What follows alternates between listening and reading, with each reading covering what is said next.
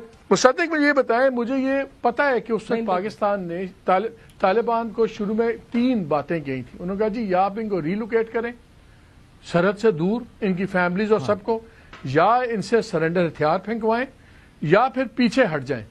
اور سرنڈرنگ کے ریلوکیشن کے اوپر پاکستان کی سب تک بات بھی چلی تھی کہ 10 سے 15 بلین کا خرچہ ہوگا اور ہم دیں گے اور آپ ان کو ادھر کریں.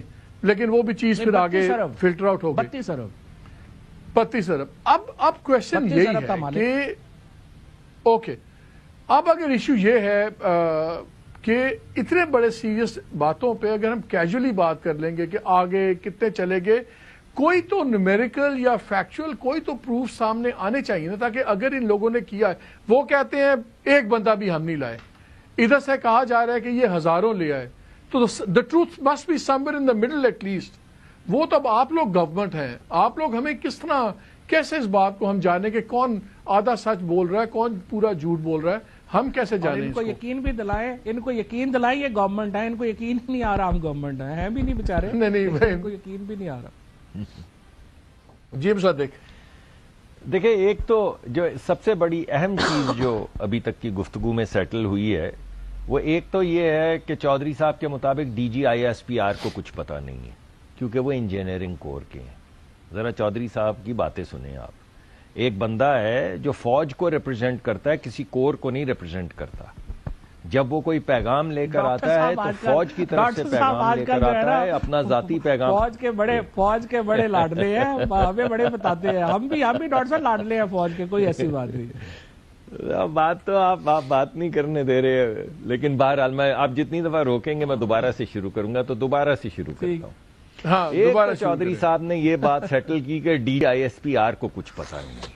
بالکل، کیونکہ وہ انجینئرنگ کور کے ہیں، نہ وہ chief of the army staff کو ریپرزینٹ کرتے ہیں، نہ وہ ادارے کو ریپرزینٹ کرتے ہیں، نہ وہ جب بولتے ہیں تو ادارہ بول رہا ہوتا ہے، کیونکہ وہ تو سارا کچھ چودھری صاحب کو پتا ہے. گورنمنٹ کو D G I S P R کا ہیڈ تو چودھری یار گل کر لین دو، چودھری صاحب گل کر لین دو، چودھری صاحب گل کی اپنی کیپیسٹی ہے، کوئی بات نہیں. فواد بات کرنے دینا یار، کوئی بات پھر وہ دوبارہ شروع سے شروع ہو جائیں گے. بات کرنے کہہ رہا ہوں نا، میں یہ کہہ رہا ہوں نا، وہ ڈاکٹر صاحب پرسنلائز ہو جاتے ہیں نا، پرسنلائز ہو گئے ہیں، دل پہ لے گئے ہیں.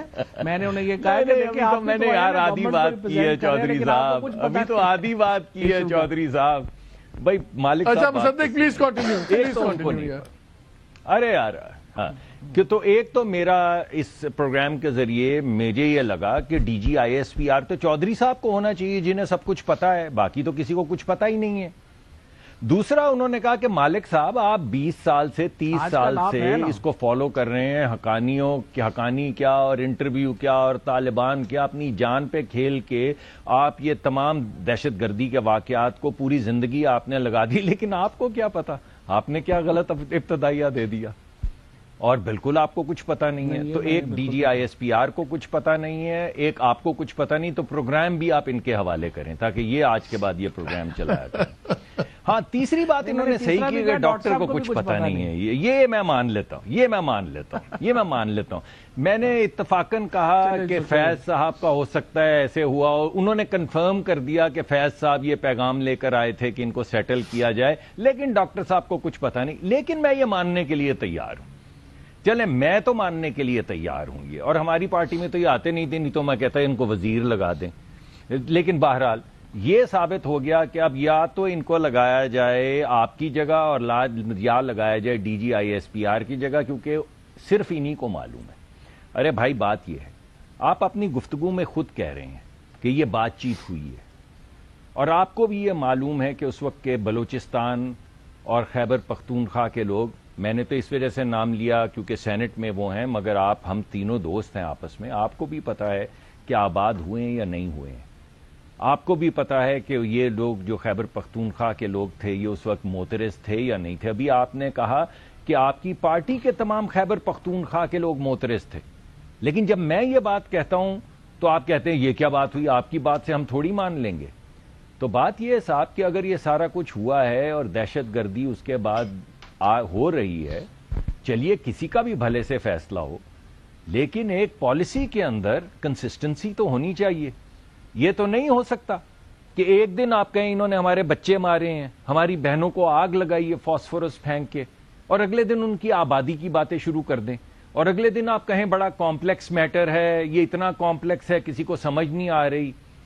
جب آپ پالیسی بناتے ہیں تو کمپلیکسٹی سے باہر نکل کے یہ فیصلے کرتے ہیں, اور ان پہ کنسسٹنٹلی قائم رہنا ضروری ہوتا ہے.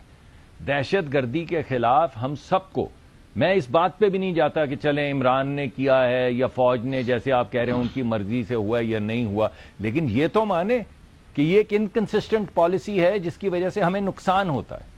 تو یہ دہشت گردی کے خلاف ایک دفعہ تو کہہ دیں کہ ہم سارے اکٹھے ہیں, اور ہم لوگوں نے ان کو دوبارہ سے وہ لوگ جی کہیے. یہ مجھے ایک بات بتائیں, اگر یہ لوگ اتنے برے ہیں کہ انہوں نے اتنا بڑا یہ کام کر دیا جس کو پاکستان آج اپنے خون سے دھو رہا ہے ان کی غلطیوں کو, پھر ان لوگوں نے May 9 کر دیا, اور اب انہوں نے DGI نے بڑے سخت القاب سے نوازا بھی ہے ان کو, پھر ان لوگوں سے ڈائلاگ کیوں کر رہے ہیں؟ یہ تو ڈومیسٹک لیول پہ, انٹرنیشنل لیول پہ بالکل دشمن ہے آپ کے اندازے کے مطابق, تو پھر ان سے ڈائلاگز بھی کیوں کر رہی ہے گورنمنٹ؟